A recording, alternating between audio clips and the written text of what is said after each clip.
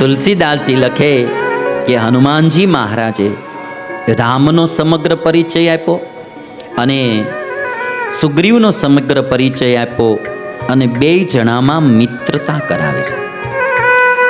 હનુમાનજી મહારાજે બે સુપાત્રોને ભેગા કર્યા છે. હનુમાનજી મહારાજનું આ કાર્ય બહુ મોટું છે. અગ્નિની સાક્ષીએ મિત્રતા કરાવી છે.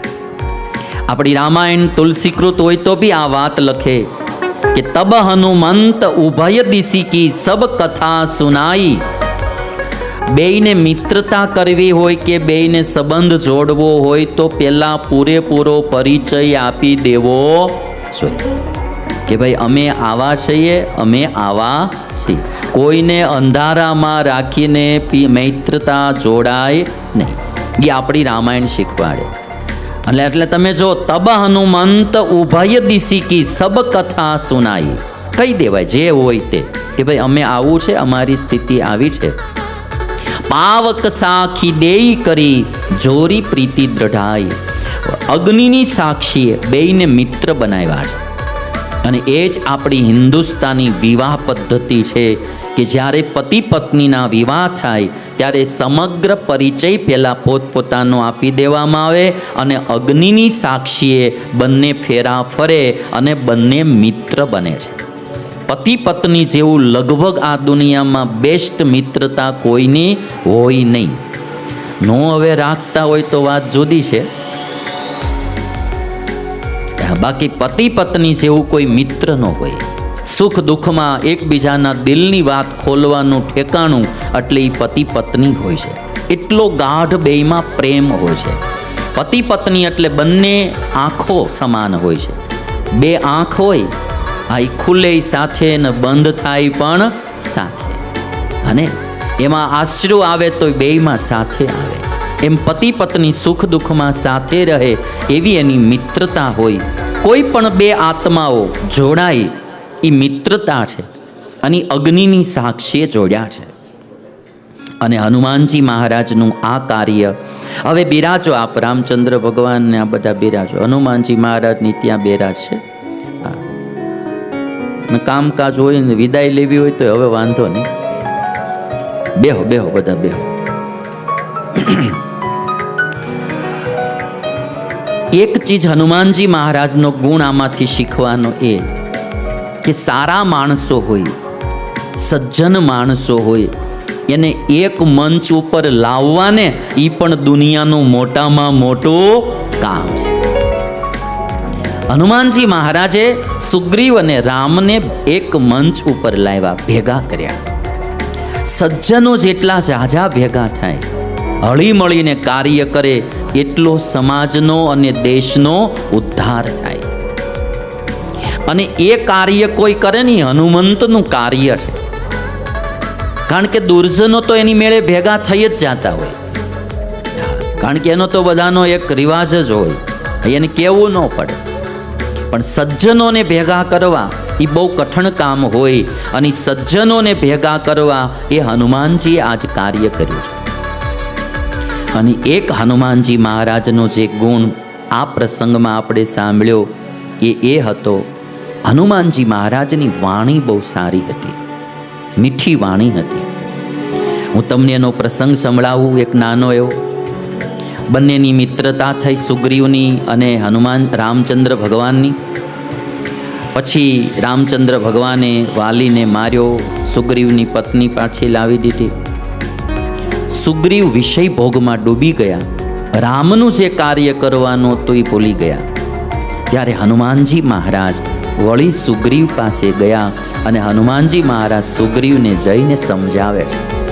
સમજાવે તો કઈ રીતે? મીઠી વાણીથી સમજાવે છે. ઈહા પવન સુત હૃદય બિચારા, ઈહા પવન સુત હૃદય બિચારા, રામ કાજ સુગ્રીવ બિસારા, નિકટ જાય ચરણ શિર નાવા, ચારિહુ વિધિ તેહી કહી સમજાવા, ચારિહુ વિધિ તેહી કહી સમજાવા. હવે તમે જો સુગ્રીવ ભૂલી ગયા એનું કર્તવ્ય વિષય ભોગમાં, આ પ્રસંગ બી બહુ સમજવા જેવો છે કે આપણે ઘણીવાર વિષય ભોગમાં એવા ડૂબી જતા હોઈએ, આપણું જે કર્તવ્ય હોય એ પણ આપણે ભૂલી જતા હોઈએ. કોઈ માણસ કોઈ ભોગમાં ડૂબી જાય, કોઈ વ્યસનોમાં, કોઈ ફેશનોમાં, કોઈ પણ બીજા ત્રીજામાં, ત્યારે માણસ પોતાનું જે કર્તવ્ય કર્મ હોય એ ભૂલી જતો હોય. સુગ્રીવ ભૂલી ગયા, હનુમાનજી એને યાદ દેવડાવી. આપણે આપણું કર્તવ્ય ભૂલી જાય ને ત્યારે જે આપણને કોઈ જગાડે ને એ હનુમંતનું કાર્ય છે, એ કોઈ સત્પુરુષનું કાર્ય છે, એ મહાપુરુષનું કાર્ય છે કે એ આપણને આપણા કર્તવ્યનું ભાન કરાવડાવે. પણ પાછું કેવું, કોઈને ખબર ન પડે એમ. હનુમાનજી મહારાજે જય અને સુગ્રીવને પ્રણામ કર્યા. હવે આપણે હોઈએ ને તો ત્યાં જઈને કહી આમ સીધા ઊભા રહી, સમજાણ, અને સુગ્રીવને એમ કહી આ બધું ભૂલી ગયો, વાટ હારા વાટ નહીં રહ્યો. હા, તને મેં મિત્રતા કરાવડાવી હતી, તારું કામ કરાવ્યું ને તું હાવ ભૂલી ગયો છો. હા, એમ નહીં. હનુમાનજી મહારાજે જય, જાણે કે સુગ્રીવની પાસેથી એને કંઈક કામ કરવાનું હોય ને એમ સુગ્રીવને પ્રણામ કર્યા છે. નમ્રતા જોવે ને, નિકટ જાય ચર નહીં શિર નાવા, પાસે જઈ અને મસ્તક નમાયું અને 4 પ્રકારે સુગ્રીવને સમજાવ્યા છે. શું કહ્યું? સામ, દામ, ભેદ અને દંડ.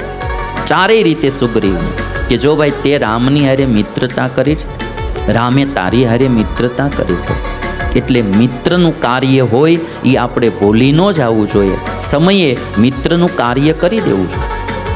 સામની વાત કરી અને પછી દામની વાત કરી કે જો તારું આટલું સારું કાર્ય થયું છે અને તું હજી રામનું કાર્ય કરીશ તો તને બહુ લાભ થશે, બહુ ફાયદો થશે. ત્રીજી ભેદની વાત કરી અને જો તું આ બેમાં નહીં સમજીશ ભાઈ તો તે વાલીને મારી નાખ્યો છે. વાલીનો દીકરો અંગદ તારો ભત્રીજો, એની રાજની ઈચ્છા તો હોય જ કે આ રાજ મારા બાપાનું હતું, અને જો તું આ કાર્ય નહીં કરીને રામ અંગદને પ્રધાનપણું દઈ દે છે તો રાજા અંગદ પણ બની શકે.